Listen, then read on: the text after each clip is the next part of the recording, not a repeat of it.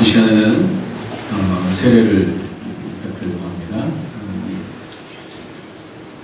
오늘 새로운 가족들이 여러 가족들 많이 오셨는데 우리 자매님들 새로 오셨죠? 네, 반갑습니다. 어떻게 오셨어요? 네? 출장. 출장에 예배드리러 오셨어요. 박수 한번 해주시고. 네, 출장인데 우리 아시고 오셨습니다.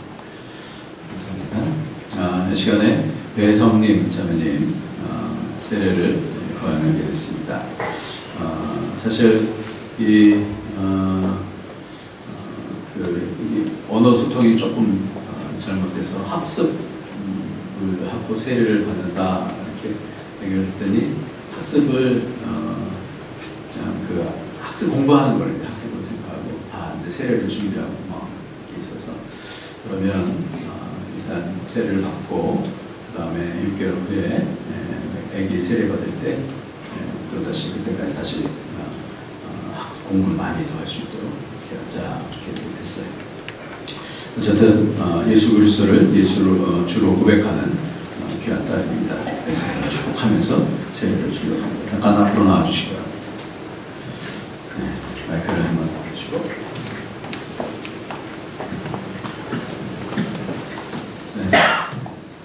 네, 저를 보세요. 저를 보시고. 우리가 세례를 할 때는 믿음을 점검합니다. 믿음을 점검했을 때 분명한 고백을 하면 세례를 줍니다. 그래서 이번에 어저께 문답을 했는데 분명한 고백을 하기 때문에 세례를 해줍니다. 네, 한번 모든 성도들 앞에서 세례를 선서해서 마치 이거는 세례는 결혼식과 같은 거예요. 그래서 예수님과 결혼합니다. 많은 사람들 앞에서 확인을 하는 거예요. 그래서 많은 증인들이 여러분이 있는 거예요. 내가 하나님 앞에서 어떻게 살겠습니다. 하나님은 누구십니다. 이런 부분들에 대해서 여러분들이 증인입니다. 그래서 선서하는데 선서해 주시기 바랍니다. 세례 선서. 저는 하나님 앞에 죄인인 줄 알며 당연한 그의 진노를 받을 만하고 그의 크신 자비하심으로 구원을 끝밖에 다른 소원이 없는 자인 줄 압니다. 저는 주 예수 그리스도가 하나님의 아들 되심과 죄인의 구주 되시는 주를 믿으며 복음에 말할 바와 같이 구원하실 이는 다만 예수 그리스도이신 줄 알고 그를 받으며 그에게만 의지합니다. 저는 지금 생명의 은혜만 의지하고 그리스도를 쫓는 자가 되어 그대로 힘써 행하며 모든 죄를 버리며 그의 가르침과 모범을 따라 살기를 작정하며 선서합니다. 저는 교회의 관할과 치리를 걱정하고 거룩하고 합병함을 이루도록 힘쓰기로 신청합니다. 감사합니다. 네, 박수 한번 해주세요.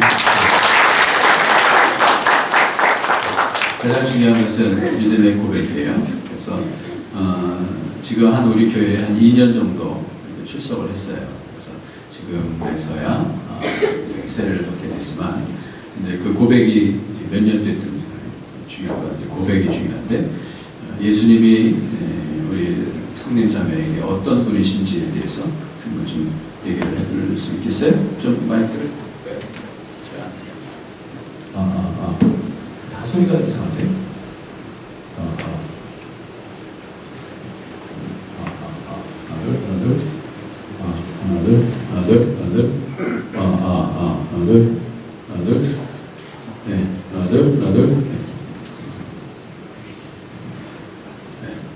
예수님이 어떤 분이신지 한번 고백해보세요. 네, 예수님과요. 예수님과 나와의 관계는 포도나무와 가지의 관계입니다.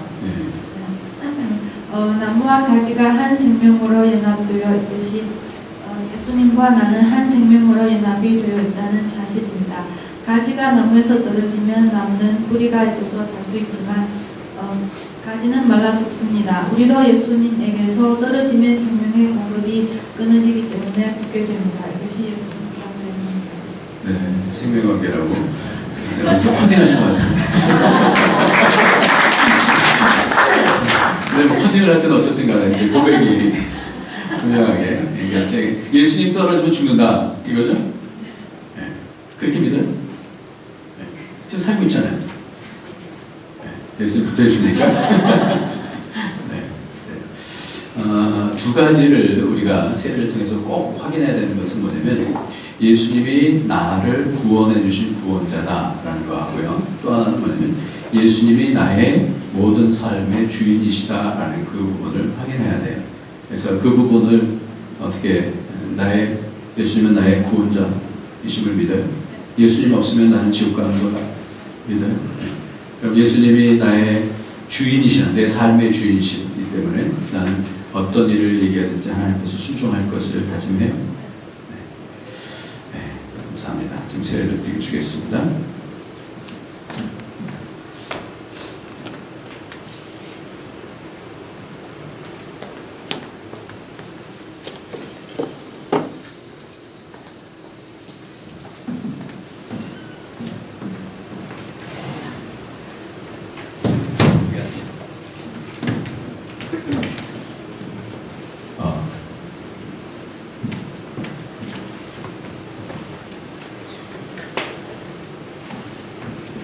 제가 이거 다 할 수 없는데 누가 좀 도와주실래요?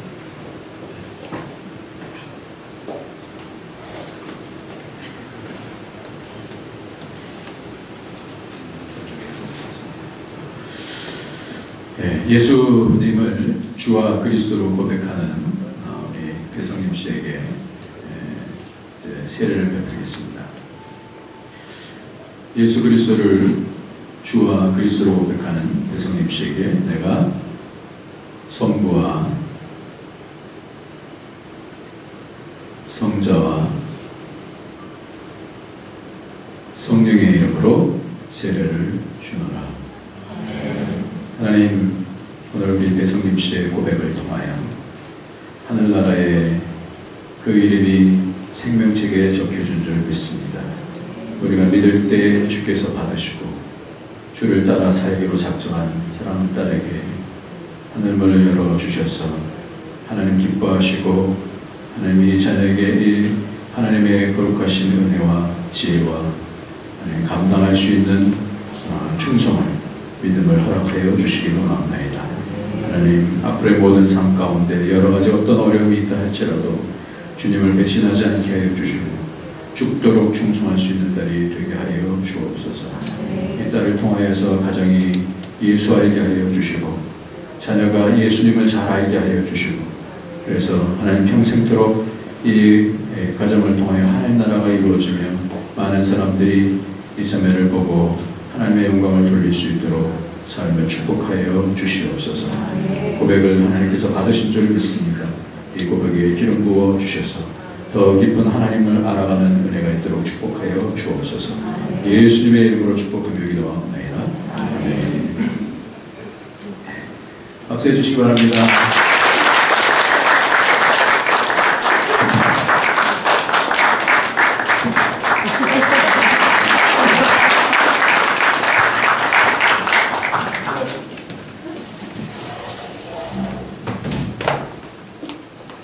이 시간에 우리 배성님 자매를 대한예수교장대 북경 안디옥교회에 된 것을 선포합니다.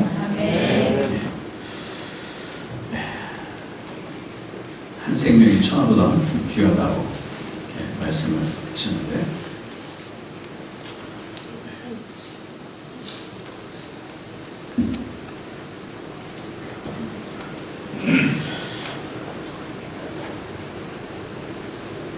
오늘 부활절입니다. 그래서 이 부활에 대한 부분에 우리가 하나님의 말씀을 마음에 어떤 부분을 좀 새겨야 되나 그 생각을 좀 했으면 좋겠습니다. 매년 부활절을 맞지 않습니까? 여러분들은 몇 년 부활절을 맞았는지 저는 모르겠습니다만 매년 부활절을 맞으면서 내가 그 부활하신 주님이 내게 무슨 의미가 있나 우리는 그 부분을 좀 생각을 해야 될 것 같습니다. 성경은 그렇게 얘기합니다. 믿음이라는 것은 도의 초보만 갖고 있어서 되지 않는다. 그래서 믿음이 계속해서 자라야 된다는 것을 얘기하고 있습니다.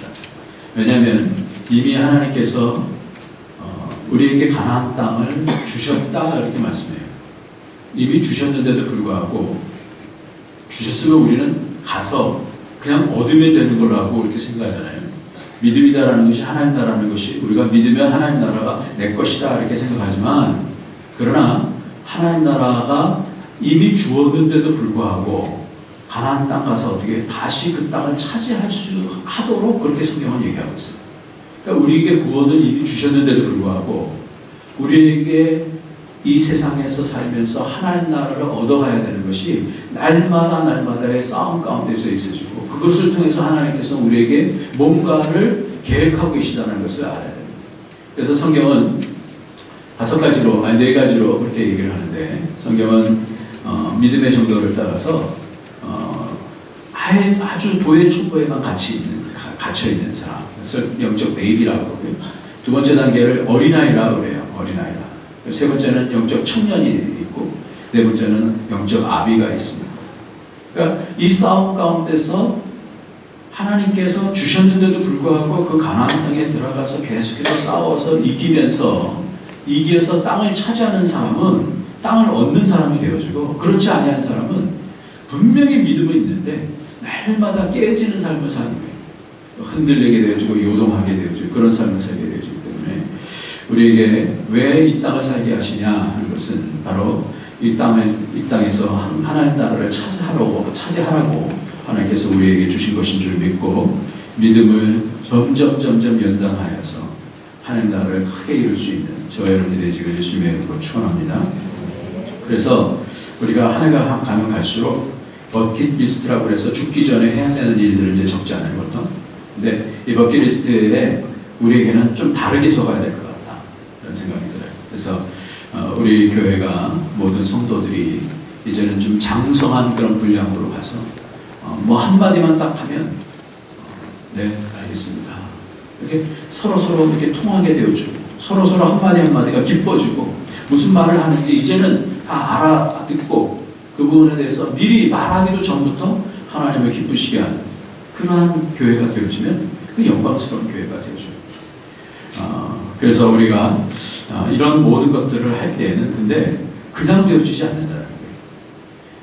우리에게 하나님께서는 광야 교회라고 해서 이 광야 교회를 가는데 힘들어요. 광야가 그렇게 쉽지 않습니다. 우리에게 광야 교회를 해서 힘들어요. 근데 이 부분을 알고 가는 사람은 그 하나님의 목표가 있기 때문에 그것을 알게 되어지면 감당할 수 있는 능력이 있고 그 부분을 바라보고 가요. 그러나 그 부분을 알지 못하면 왜 나에게 하나님께서 이런 어려움을 주시냐 그러면서 날마다 불평하고 원망하고 그렇게 간다는 거예요.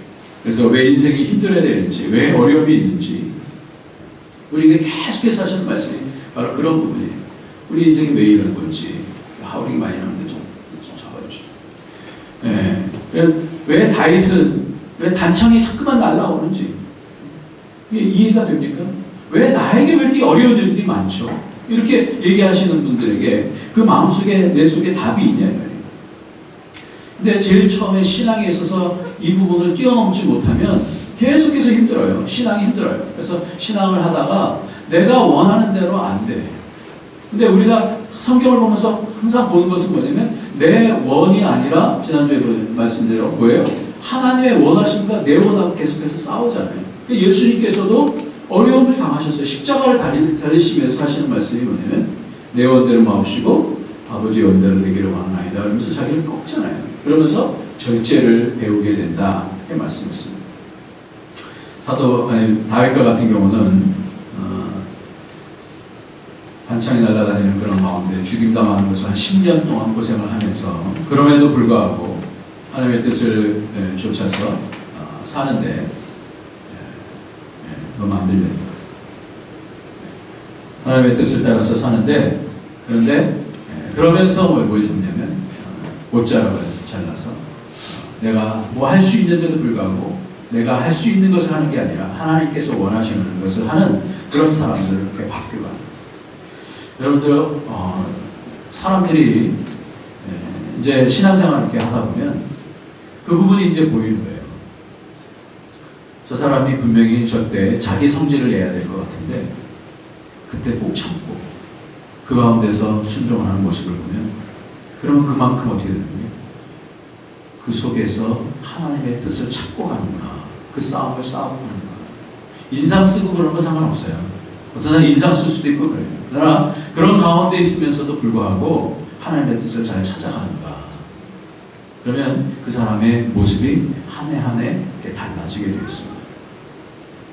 오늘 말씀을 준비하면서 곰곰이 생각하는데 마음속에 하나의 질문이 생겼어요. 무슨 질문이냐면 우리가 계속해서 보는 마태복음 17장에서 예수님이 변화산에서 있지 않습니까? 변화산에서. 뒤에 잘 들려요? 네. 잘 들려요? 네.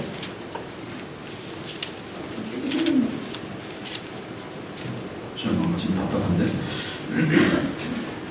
마태복음 17장에서 예수님이 변형되어 주시는데 여태까지 그냥 쭉 읽었어요. 쭉 읽었어요.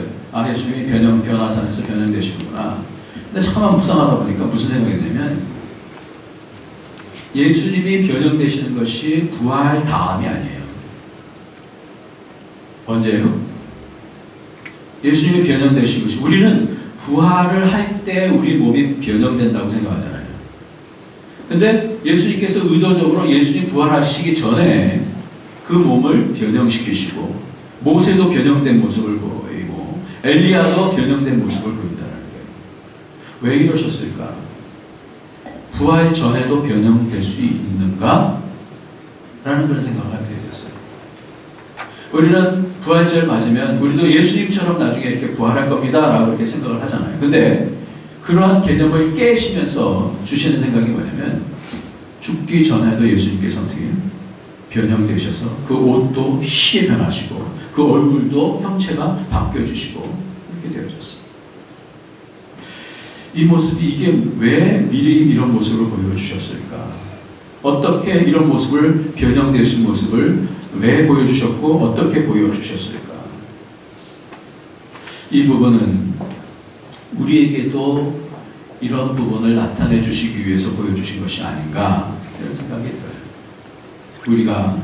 우리의 몸이 부활한 다음에 우리의 믿음은 다분히 이런 경향이 많아요. 어떤 거냐면 내가 예수 믿었으니까 구원받았어. 끝. 아, 내가 나중에 부활할 거니까 이제 그때까지는 생각 안 해. 부활한 다음에. 근데 아니에요. 매년마다 우리가 부활절을 맞이하면서 생각해야 되는 것은 뭐냐면 미리 그 형체가 부활하기 전에부터도 뭐 할 수 있다면 바뀔 수 있다는 것을 가르쳐줍니다. 그런데 그 바뀌는 것이 뭐냐, 어떤 가운데서 바뀌게 되어지느냐라는 거예요.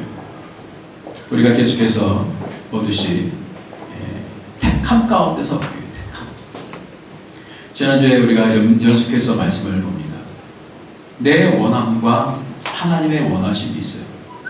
그래서 예수님께서도 다윗도 아브라함도 우리도 내가 원하는 신앙이 있어요. 나는 이래요. 요나도 나는 이래요. 이런 삶이 있어요. 내가 더 이상 하나님하고 하나님 앞에서 나는 여기까지만 믿을 거예요 하는 그런 부분들이 있어요. 그런데 믿음이라는 것이 그렇지 않잖아요. 하나님께서 계속해서 그런 가운데서 어려움을 주실 때 내가 이걸 원하지만 나의 원대로 마옵시고 아버지 원대로 되시기를 원하나이다. 그러면서 나를 꺾을 때에 그때에 뭐는 그 사람의 변화가 되어져. 그 형상이 그 얼굴 속에서 드러나지. 그 영광이 하늘의 영광이 땅의 영광이 아니라 하늘의 영광이 그때에 드러나게 되는 것을 보게 되죠. 그때 하나님께서 뭘 주시느냐? 하나님의 형상을 주셔요. 예수 그리스도의 형상을 주셔요. 그러니까 사람이 우리의 생각하고 우리의 생각은 이 땅에서 열심히 예수 믿었으니까 구원은 땅은 당상이고 그 다음에 열심히 살면 되고 그 가운데서 승리하여 뭐 어떻게 해서 하여튼 이 땅에서 잘 살면 될 것 같다라고 생각하지만 하나님께서는 그렇게 말씀하시지 않아요. 하나님의 목표는 거기에 있지 않아요. 하나님의 목표는 우리에게 어려움을 주시는 것을 그냥 허락해 두셔요. 그러면서 그 가운데서 우리에게 뭘 주시는 하나님의 형상이 다시 회복되어지는 것을 원합니다. 그러니까 우리의 버킷리스트는 뭐냐면 내가 해마다 얼마만큼 내 얼굴에서 하나님의 뜻을 순종함을 통해서 내가 변하게 되죠. 그래서 믿음이다라는 것은 순종하고 똑같은 단어예요. 믿음이라는 것은 내 머리의 믿음이 아니라 내가 순종하는 만큼 내 삶이 변화가 되어질 때 그것을 믿음의 단계로 말해줄 수 있어요. 그래서 믿음의 장성한 분량이 되어지면 되어질수록 악한 영의 역사들을 깨부술 수 있고 내가 나 자신을 하나님 앞에 드릴 수 있는 그런 사람이 되어집니다. 그럴 때 하나님께서 뭐 주시냐면 하나님의 형체를 주셔요. 그래서 고린도전서 15장은 부활장인데 이 부활장에서 하는 얘기가 이렇게 되어집니다. 제가 읽어드릴게요. 누가 묻기를 죽은 자가 어떻게 다시 살아나며 어떤 몸으로 오느냐 하리니 어리석은 자여 내가 뿌리는 씨가 죽지 않으면 살아나지 못하겠고 부활을 얘기하면서 뭘 얘기해요? 내가 뿌리는 씨가 죽지 않으면 살아나지 못하겠고 그러니까 우리가 믿음이라는 믿음이 나를 꺾어내지 아니하면 그 믿음에서 열매를 맺히지 못합니다. 그러니까 내가 그 씨가 죽지 않으면 살아나지 못하겠고 또 내가 뿌리는 것은 장래의 형체를 뿌리는 것이 아니라 다만 밀이나 다른 것을 알맹이로 이 땅에서 뿌리는 것입니다. 네, 하나님이 그 뜻대로 그에게 형체를 주시되 각종 자에게 그 형체를 주시느니라. 이 말씀을 보면 그 뜻대로라는 단어가 내 원대로 마음씨고 아버지의 원대로 되기를 원하나이다라는 그 단어하고 똑같은 단어예요. 그러니까 내 원대로가 아니라 하나님이 그 원하신 대로 그에게 형체를 주셔요. 그래서 어떤 사람에게는 그 형체대로 어떤 영광까지 그 그릇들로 다 만들어 주셔요. 그래서 그 그릇까지의 싸움은 뭐예요? 내가 싸워야 되는 거예요. 내가 싸워야 되는 거예요. 하나님께서 주시는 그 부분을 마치 12지파에게 땅을 분배해 주셨어요. 내가 너에게 다 주었노니 그러면서 땅을 분배해 주셨어요. 그런데 그 지파마다 들어가서 싸워야 되는 건 누구냐? 그 지파가 가서 싸워야 되는 거예요. 여러분들 참 두려운 얘기는 뭐냐면 이스라엘의 12지파 가운데서 요한계시록에 보면 없어지는 지파가 있다고 제가 누차 말씀을 드리죠. 어떤 지파가 없어지죠? 단 지파하고 에브라임 지파가 없어져요. 12 아들인데도 불구하고 그 가운데서 2지파는 없어져요. 왜 그러냐면 싸움 가운데서 지면 없어져요. 그러니까 우리에게 주어진 하나님의 원대로 우리에게 형체를 주어주시고 그 종자에게 그 형체를 주시는데 육체는 나 같은 육체가 아니니 하나는 사람의 육체요 하나는 짐승의 육체요 그러면서 땅에 속한 육체 형체도 있고 하늘에 속한 형체도 따로 있다. 이렇게 말씀을 하면서 육의 몸으로 심고 신령한 몸으로 다시 살아나니 지금 우리의 시간은 뭐냐면 육의 몸으로 지금 심는 거예요. 죽는 거예요. 우리가 죽기 좋아하는 사람 어디 있어요? 내가 지기 좋아하는 사람 어디 있어요? 망하기 좋아하는 사람 어디 있어요? 그러나 그 하나님의 뜻 앞에서 나를 내 원을 꺾을 때에 하나님께서 우리에게 보여주는 그 형체를 그 형상을 우리에게 입혀주신다는 겁니다. 그래서 육의 몸으로 심고 신령한 몸으로 다시 살아나느니 육의 몸이 있은즉 또한 영의 몸도 있느니라 이렇게 말씀합니다. 마가복음 16장 10절에 보면 엠마오로 가는 두 제자가 가는데 예수님이 옆에서 섰는데 부활하신 예수님이 섰는데 몰라봐요. 그래서 이것이 누가복음에 다시 나오는데 누가복음 24장 13절에 보면 그날에 그들 중에 둘이 예루살렘에서 25리 되는 엠마오라 하는 마을로 가면서 이 모든 된 일을 서로 이야기하더라.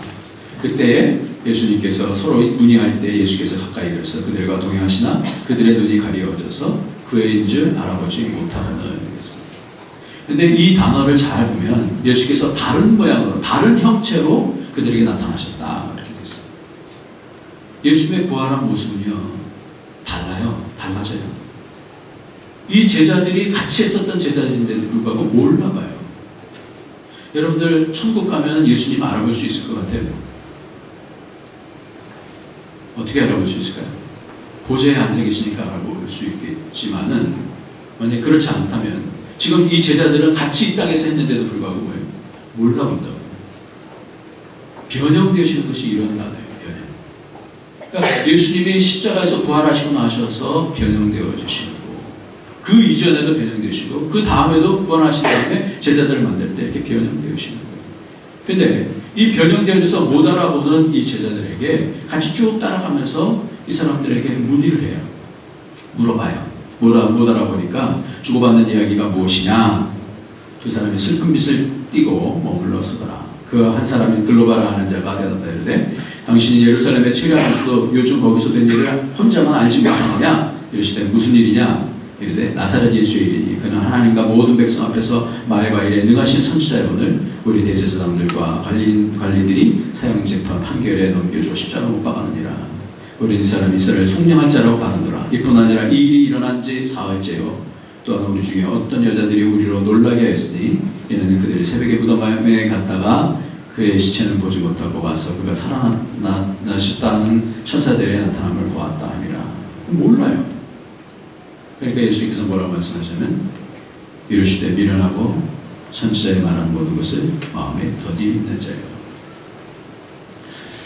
만약에요 예수님께서 그렇게 잘 몰라보는 이 제자들에게 딱 나타나셔서 산에 팔을 탁 내밀고 옆구리를 쫙 들쳐갖고 내가 너희들이 말하는 그 예수다 이 답답한 자들아 이렇게 했으면 그 사람들 막 뒤집어졌을 거예요.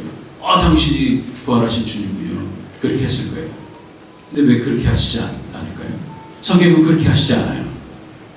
미련하고 선지자들의 말한 모든 것을 마음에 더디 믿는 자여 하시고 그리스도가 이런 고난을 받고 자기의 영광에 들어갈 것이 아니냐 하시고 이에 모세와 모든 선지자의 글로 시작하여 모든 성경에 쓴 바 자기에 관한 것을 자세히 설명하니라. 이렇게 했습니다. 왜 이렇게 했을까요? 딱 보여주면 끝나는 거 아니에요. 그런데 이 제자들에게 하나씩 하나씩 모세부터 선지자에 대한 얘기들을 길을 가면서 쭉 예수 그리스도께서 어떻게 고난을 받으시고 왜 고난을 받으시고 어떻게 부활하시며 이런 얘기들을 쭉 성경을 통해서 풀어주시니까 그들 마음이 뜨거워졌다. 변형의 실체가 뭐예요? 변화된다는 게 뭐예요? 우리는 많이 부활의 모습을 육체의 변형만 생각하는데 아니에요. 뭐가 더 중요해요? 우리 영의 변형이 중요한 거예요. 그러니까 하나님께서 그 예수님께서 당신의 부활하신 것을 딱 보여주시는 것이 아니라 그럼 얼마나 멋있어요. 내가 부활했다. 끝나는 거 아니에요. 근데 그거를 몇 시간 동안 했을 거 아니에요.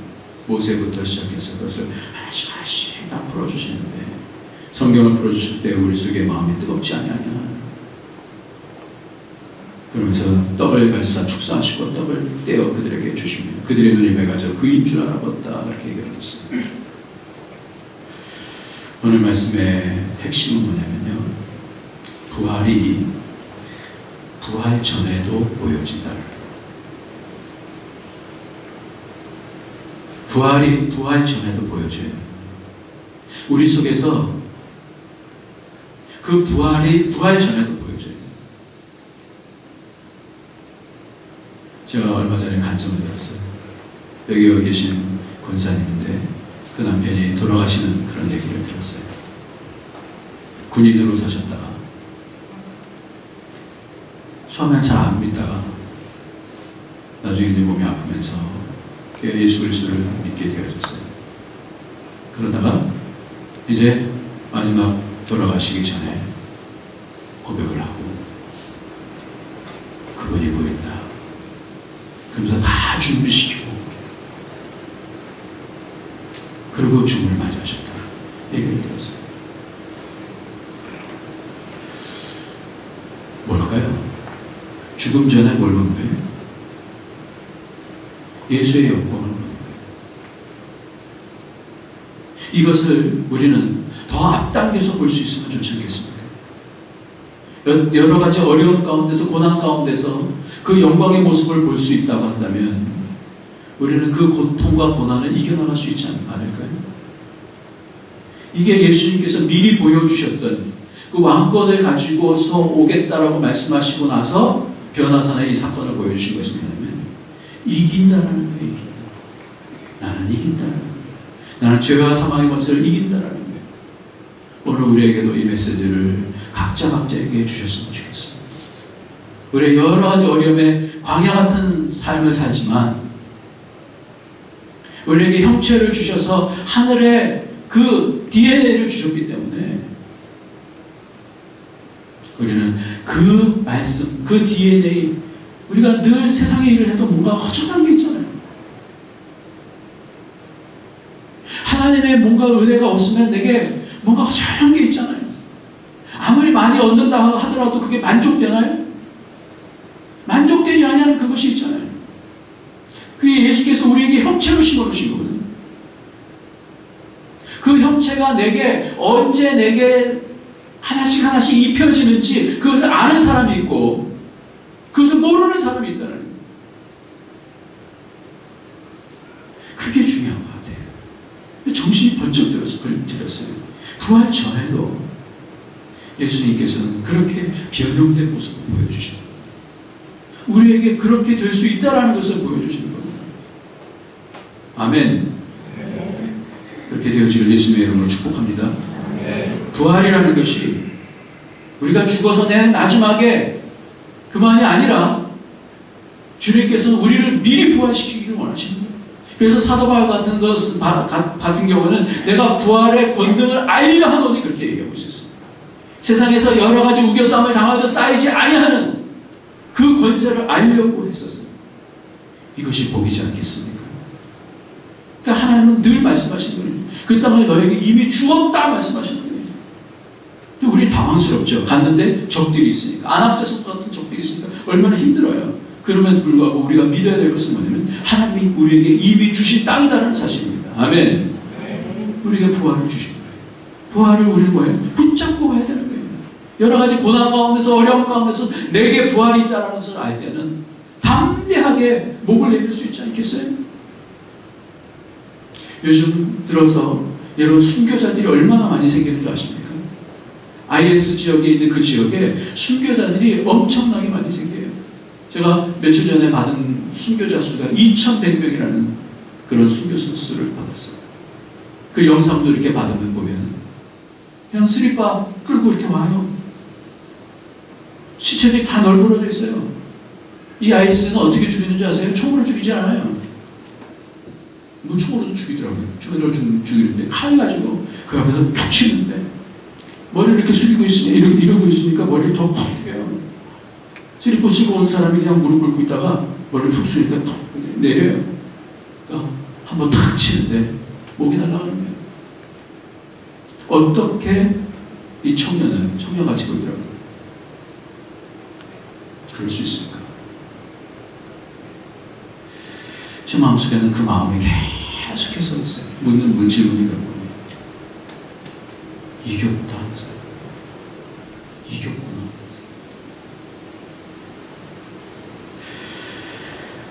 그러면 오늘 말씀을 통해서 볼 것이 있는데요. 변화산에서는 여러분 예수님만 변형되지 않았어요. 모세도 변형된 모습을 보였고요. 엘리야도 변형된 모습을 보였어요. 고린도후서 3장 15절 말씀에는 오늘까지 모세의 글을 읽을 때 수건이 그 마음에 들렸다. 그러나 언제든지 주께로 돌아가면 그 수건이 벗겨지리라. 주는 영이시니 주의 영이 계신 곳에는 자유가 있느니라. 우리가 다 수건을 벗은 얼굴로 거울을 보는 같이 주의 영광을 보내 그와 같은 형상으로 변하여 영광에서 영광에 이르니 곧 주의 영으로 말미암다. 그랬습니다. 주의 영께서 함께 해주시면 그 수건을 벗은 모습으로 주의 영광을 보게 되어지고 그 영광을 따라서 우리도 같은 형상으로 변화되어진다. 그랬어요. 그러니까 이 변화산의 이 형상이 우리에게도 뭐예요? 동일하게 주어지는 축복이라는 거예요. 모세가 바뀌었던 것 같은 우리 속에서도 그렇게 주의 형상으로 바뀌어질 수 있는 그것이 어떻게 우리의 삶 속에서도 이루어진다는 말씀입니다. 저는 그것을 목회를 통해서 한 사람 한 사람 추적해봐요. 물론 한순간에 되진 않더라고요. 한 사람 한 사람 자기를 꺾고 주의 뜻 앞에서 내 원함 대신에 하나님의 원하심을 무릎을 꿇을 때, 그래서 믿음이라는 것은 순종이다라고 경험적으로 확신하게 되어져야 합니다. 그렇게 되어질 때 그 얼굴에서 하늘의 영광이 있어지기를 원합니다. 있어지기를 원합니다. 그래서 모세가 보았던 그 영광을 얘기하면서 그건 수건에 쌓인 영광이지만 우리에게 주어지는 영광은 그것을 벗는 영광입니다. 그 영광스러운 모습을 바라보면서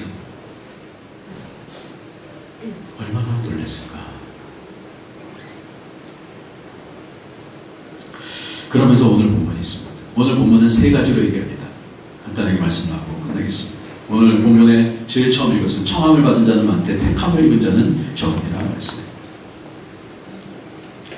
택함을 입은 자는 옷 입은 자다 그랬어요. 옷을 입은 자다. 옷이 뭐예요? 영광의 옷을 입는 거예요.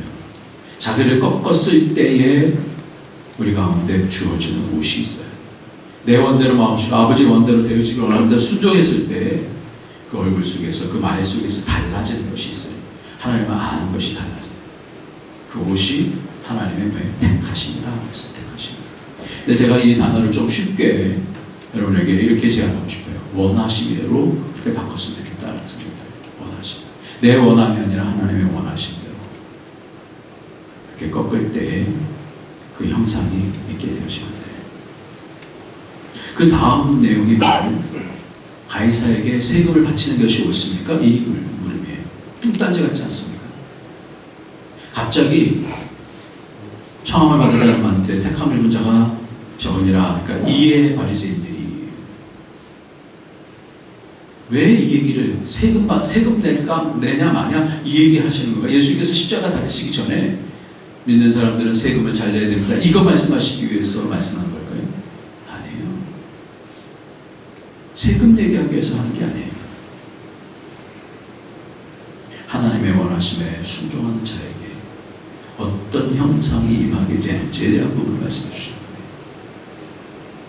여러분들 세금을 이렇게 얘기를 하면서 이 사람들이 얘기를 해요. 세금을 가이사에게 바치는 것이 옳습니까?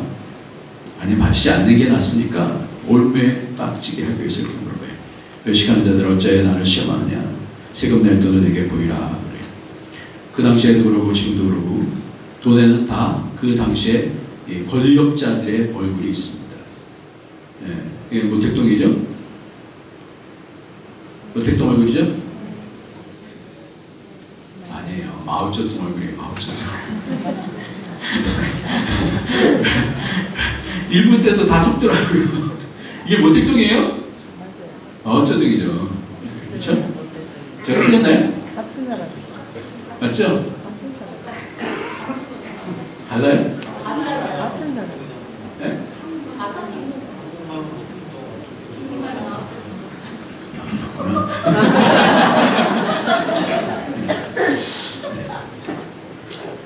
마음쩌둥이라 합시다. 네, 이것이 뭐예요? 통치자의 얼굴이에요. 너희는 뭘로 보이냐라는 거예요. 세상 사람들에게는 이것이 가장 뭐예요? 이 땅을 다스리고 있는 세력이죠. 권력이죠. 그때 시저 얼굴을 딱 보면서 너는 이 형상이 누구 형상으로 보이냐? 당연히 뭘로 보여요? 그걸 몰라서 묻겠어요. 예수님께서. 그 대나리온을 딱 보이면서 시저 얼굴이 딱 보이는 거예요. 이것이 누구 형상이냐? 몰라서 묻겠어요. 너희가 어디에 속해 있느냐라는 거예요. 무엇으로 보이냐? 이 세상을 통치하는 것이 누구라고 보이냐라는 거예요. 권력이 누구에게 있다고 생각하냐라는 거예요. 이 그림을 보면서도 이 돈은 경제 아니에요? 경제를 보면서도 이 그림 안에서 뭘 봐야 되냐면 하나님이 통치하신다. 이걸 봐야 돼요.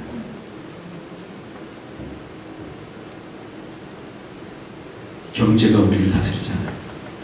하나님이 우리를 다스리는 줄 있습니다.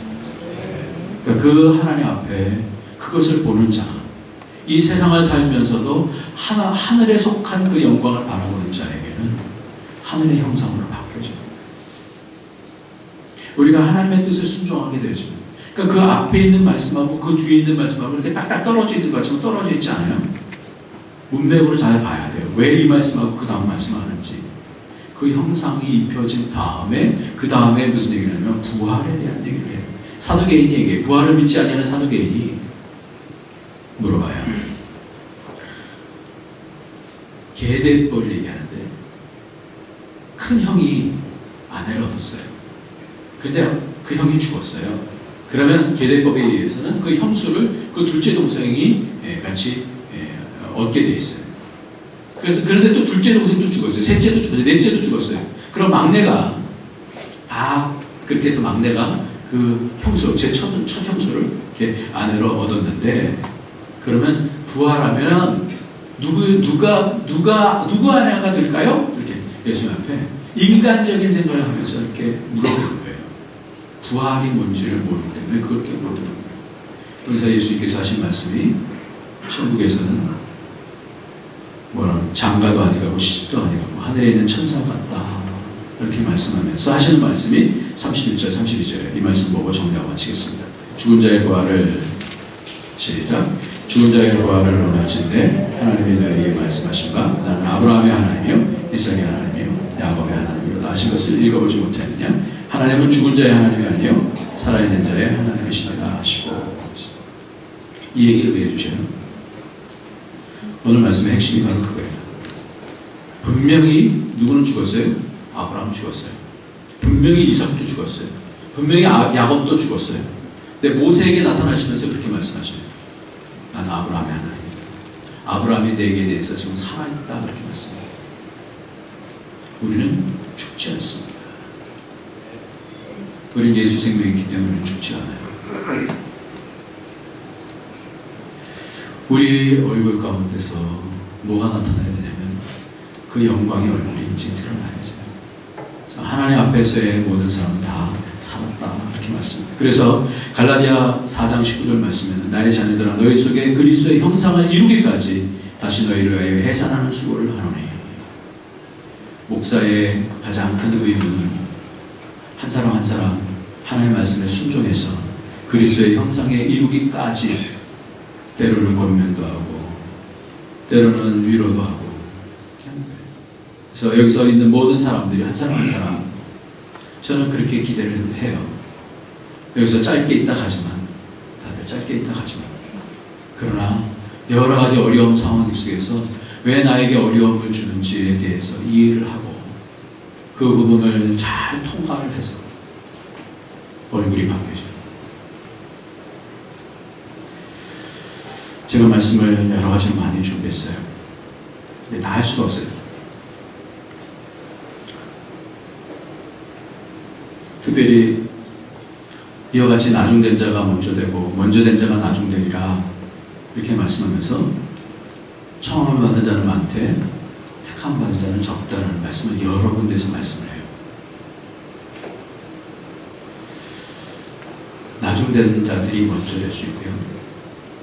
나중 믿은 자가 먼저 될 수 있고요. 먼저 믿은 자가 나중 될 수 있어요. 그러면서 하신 얘기가 뭐냐면 청함 받은 자는 많대.